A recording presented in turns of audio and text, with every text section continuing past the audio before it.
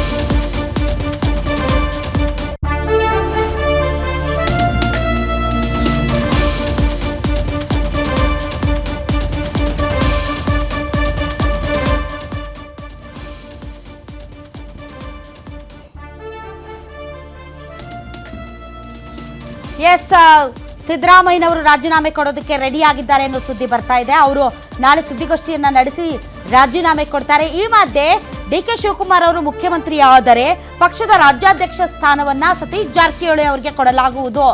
ಈ ಇಡೀ ಸಿನಾರಿಯೋದಲ್ಲಿ ಯಾವುದೇ ರೀತಿಯಾದಂತಹ ದೊಡ್ಡ ಪರಿಶ್ರಮವಿಲ್ಲದೆ ದೊಡ್ಡ ಸ್ಥಾನವನ್ನ ಪಡೆದುಕೊಂಡಿದ್ದು ಸತೀಶ್ ಜಾರಕಿಹೊಳಿ ಅವರು. ಸತೀಶ್ ಜಾರಕಿಹೊಳಿ ಅವರು ಈ ಹಿಂದೆ 2028ಕ್ಕೆ ನಾನು ಮುಖ್ಯಮಂತ್ರಿ ಆಗ್ತೀನಿ, ಅಲ್ಲಿವರೆಗೆ ನಾನು ಮಾತ್ರ ಮುಖ್ಯಮಂತ್ರಿ ಸ್ಥಾನದ ಆಕಾಂಕ್ಷಿ ಅಲ್ಲ ಅಂತ ಅಂದಿದ್ದರು.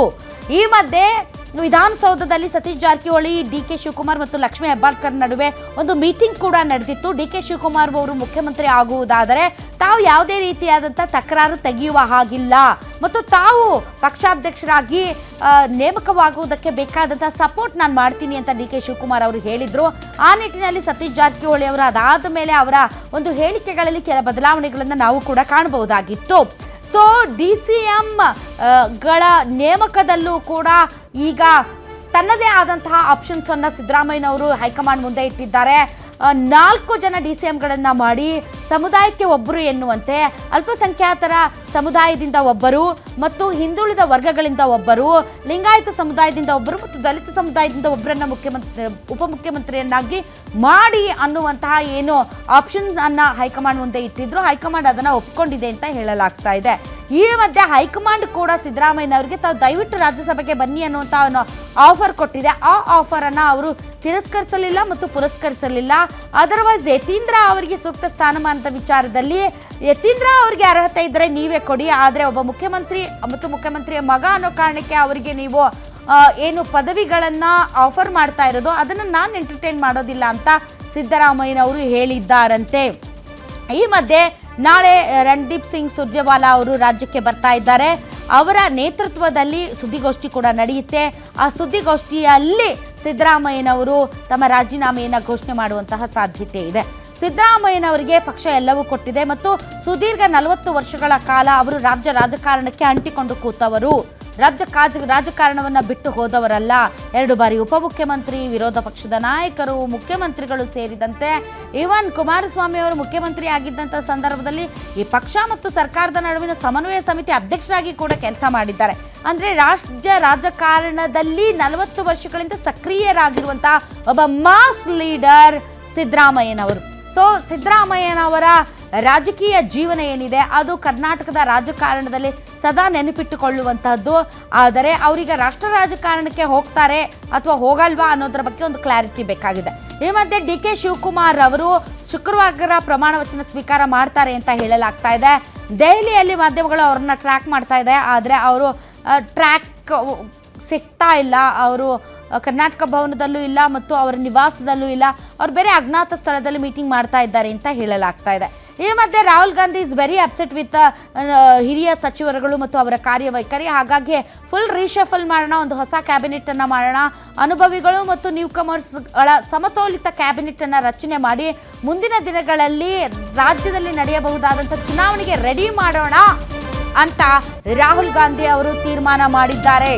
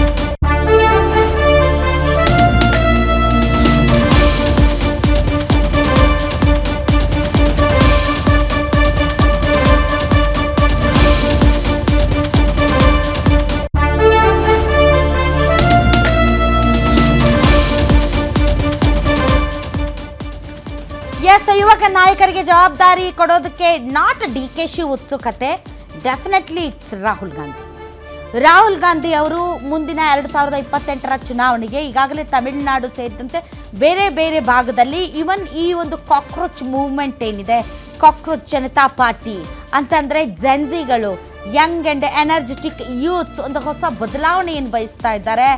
ಯೂತ್ಸ್ ಡೆಫಿನೆಟ್ಲಿ ಹೊಸ ರಾಜಕೀಯವನ್ನು ಏನು ನಿರೀಕ್ಷೆ ಮಾಡ್ತಾ ಇದ್ದಾರೆ, ಆ ಒಂದು ನಿರೀಕ್ಷೆಗೆ ತಕ್ಕ ಹಾಗೆ ಹಳೆಯ ಸಚಿವರುಗಳನ್ನು ವೆಕೆಟ್ ಮಾಡಿಸಿ ಹೊಸಬರನ್ನ ಮುನ್ನೆಲೆಗೆ ತಂದು ಆ ಜೆನ್ಸಿಗಳನ್ನು ಆಕರ್ಷಿಸೋದಕ್ಕೆ ಪೂರಕವಾದಂತಹ ಒಂದು ಕ್ಯಾಬಿನೆಟ್ ರಚನೆ ಮಾಡೋದಕ್ಕೆ ರಾಹುಲ್ ಗಾಂಧಿ ಅವರು ಉತ್ಸುಕರಾಗಿದ್ದಾರೆ. ಹೀಗಾಗಿ ಬಹಳಷ್ಟು ಹಿರಿಯ ನಾಯಕರಿಗೆ ಕೊಕ್ಕು ಕೊಡುವಂತಹ ಸಾಧ್ಯತೆ ಇದೆ ಒಂದು ಕಡೆ. ಮತ್ತೊಂದು ಕಡೆ ಡಿ.ಕೆ. ಶಿವಕುಮಾರ್ ಅವರು ದೆಹಲಿಯಲ್ಲೇ ಇದ್ದಾರೆ. ಸಿದ್ದರಾಮಯ್ಯನವರು ಮಾತ್ರ ಬೆಂಗಳೂರಿಗೆ ಬರ್ತಾ ಇದ್ದಾರೆ. ಡಿ.ಕೆ. ಶಿವಕುಮಾರ್ ಅವರು ದೆಹಲಿಯಲ್ಲಿ ವೇಟ್ ಮಾಡ್ತಾ ಇದ್ದಾರೆ ರಾಹುಲ್ ಗಾಂಧಿ ಅವರ ಕಾಲ್ಗೋಸ್ಕರ ಡಿ.ಕೆ. ಶಿವಕುಮಾರ್ ಅವರು ದೆಹಲಿಯಲ್ಲಿ ವೇಟ್ ಮಾಡ್ತಾ ಇದ್ದಾರೆ. ರಾಹುಲ್ ಗಾಂಧಿ ಅವರು ಕಾಲ್ ಮಾಡಿ ರಾಜೀನಾಮೆ ಯಾವಾಗ ಕೊಡ್ತಾರೆ, ನೀವು ಯಾವಾಗ ಮುಖ್ಯಮಂತ್ರಿ ಆಗ್ತೀರಾ, ಯಾವಾಗ ನೀವು ಪ್ರಮಾಣ ವಚನ ಸ್ವೀಕರಿಸಬೇಕು ಅನ್ನೋ ವಿಚಾರದಲ್ಲಿ ಯಾವಾಗ ಡಿಸ್ಕಸ್ ಮಾಡ್ತಾರೆ ಅಂತ ಡಿ.ಕೆ. ಶಿವಕುಮಾರ್ ಅವರು ಆ ಒಂದು ಕಾಲ್ಗೋಸ್ಕರ ವೇಟ್ ಮಾಡ್ತಾ ಇದ್ದಾರೆ. ಇನ್ನು ದೆಹಲಿಯಲ್ಲಿ ಲೇಟ್ ನೈಟ್ ಸಿಕ್ಕಾಪಟ್ಟೆ ಡೆವಲಪ್ಮೆಂಟ್ಸ್ ನಡೆಯುತ್ತೆ ವೀಕ್ಷಕರೇ. ಆ ಡೆವಲಪ್ಮೆಂಟ್ಸ್ಗೆ ಸಂಬಂಧಪಟ್ಟಂತ ಕ್ಷಣದ ಮಾಹಿತಿಯನ್ನು ನಿಮ್ಮ ಗ್ಯಾರಂಟಿ ನ್ಯೂಸ್ ನಿಮ್ಮ ಮುಂದೆ ಇಡುತ್ತೆ. ಎಸ್, ದೆಹಲಿಯಲ್ಲಿ ನಡೀತಾ ಇರುವಂತಹ ಪ್ರತಿಯೊಂದು ಬೆಳವಣಿಗೆಯನ್ನ ಕಂಪ್ಲೀಟ್ ಆಗಿ ನಾವೇ ಮೊದಲು ಗ್ಯಾರಂಟಿ ನ್ಯೂಸ್ ಅಲ್ಲಿ ನಿಮ್ಮ ಮುಂದೆ ಇಡ್ತಾ ಇದ್ದೀವಿ. ರಾಜೀನಾಮೆ ವಿಚಾರದಲ್ಲಿ ಸಿದ್ದರಾಮಯ್ಯನವರು ಒಂದು ತೀರ್ಮಾನವನ್ನು ತೆಗೆದುಕೊಂಡಿದ್ದಾರೆ. ಅವರು ರಾಜೀನಾಮೆ ಕೊಡ್ತಾರೆ, ಆದರೆ ನಾಳೆ ಕೊಡ್ತಾರಾ ನಾಳಿದ್ದು ಕೊಡ್ತಾರಾ ವಿದಿನ್ 48 hours ಡೆಫಿನೆಟ್ಲಿ ಸಿದ್ದರಾಮಯ್ಯನವರು ರಾಜೀನಾಮೆ ಕೊಡುವಂತಹ ಸಾಧ್ಯತೆ ಇದೆ. ಸಿದ್ದರಾಮಯ್ಯನವರ ಷರತ್ತುಗಳಿಗೆ ಹೈಕಮಾಂಡ್ ಒಪ್ಪಿಕೊಂಡಿದೆ. ಹೈಕಮಾಂಡ್ ಷರತ್ತುಗಳಿಗೆ ಸಿದ್ದರಾಮಯ್ಯನವರು ಒಪ್ಪಿಕೊಂಡಿದ್ದಾರಾ ಇಲ್ವಾ? ರಾಜೀನಾಮೆಗೆ ಒಪ್ಪಿಕೊಂಡಿದ್ದಾರೆ, ಆದರೆ ನೀವು ರಾಷ್ಟ್ರ ರಾಜಕಾರಣಕ್ಕೆ ಬರೀ ಅನ್ನೋ ವಿಚಾರಕ್ಕೆ ಇನ್ನೂ ಕೂಡ ಅವರು ತೀರ್ಮಾನ ತೆಗೆದುಕೊಂಡಂಗೆ ಕಾಣ್ತಾ ಇಲ್ಲ.